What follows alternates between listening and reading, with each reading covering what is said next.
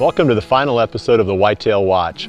And this week I'm going to go back and I'm going to talk about more of a summary of how the hunting changes from the early season right on through until the late season. I also want to touch a little bit on how to find the perfect tree stand site for your late season scouting. Let's just talk about the formula for the whole season. Early season, it's all about food. The rut, it's really all about those doe concentration areas and the funnels in between them. And then late season, it's all about the food again. So if you want to keep it real simple, those are the thought processes that you need to keep in mind. Obviously, there's a lot of techniques that go with finding those perfect early season tree stand locations and those perfect late season tree stand locations. And the rut is, I think it's a lot simpler style of hunting because you don't have to be at those endpoints where all the deer are concentrated at the time you're trying to get there or leave. You can go to those spots in between. The deer just pass through, primarily the bucks. They pass through those spots, and then when you go in, there's nothing there.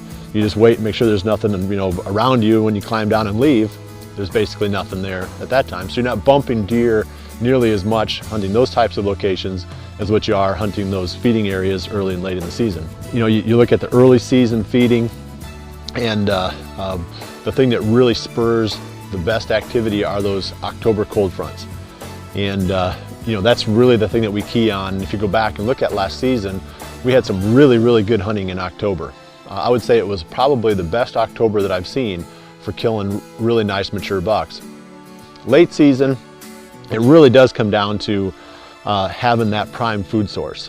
Early season, there's a lot of places where the deer will feed. You just have to find the right one. But late season, you almost have to plant the right one because the agricultural fields for the most part are harvested. A lot of the clover plots that people have put out, they've withered down. If you have a normal cold winter, then maybe the snow has covered the clover. That stuff is less attractive to the deer. That's when your planted food plots really kick in. So now let's talk about postseason scouting. This is going to be kind of my final tip. And then I'll throw a plug in at the end for some of the Muddy products as well. But when you look at how to find the perfect stand location, we're at that point now where the hunting season is starting to come to an end. As soon as the late season rolls out, you're going to start thinking about next season. What can I do differently? The postseason is the best time to do all of that because you don't have the vegetation in the trees, so you can see the terrain. A lot of the buck sign is still there on the ground. You can see the scrapes, you can see the heavy trails. A lot of those heavy trails aren't going to be there during the early season. Those are buck trails. Or if you get around food sources during the late season, you're going to see some highways leading to those. Those aren't going to be there during next year's early season either.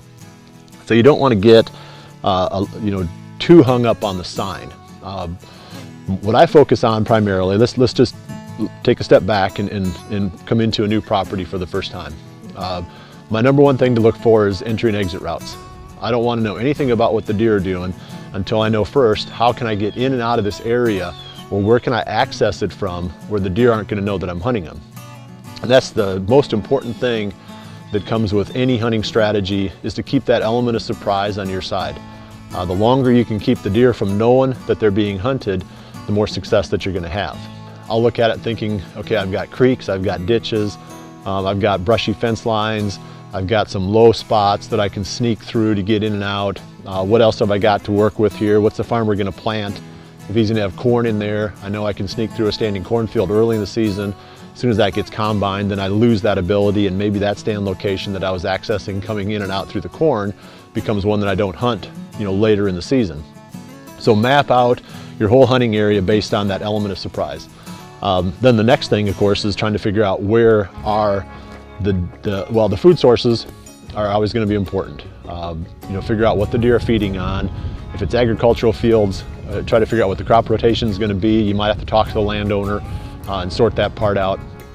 And then finally, you're looking at the terrain and the terrain features that funnel the deer. And that's what you're looking for your rut hunting strategies mostly. Your food sources are going to define your early and late season. The way that the deer are influenced by the terrain is really going to factor into where you hunt during the rut.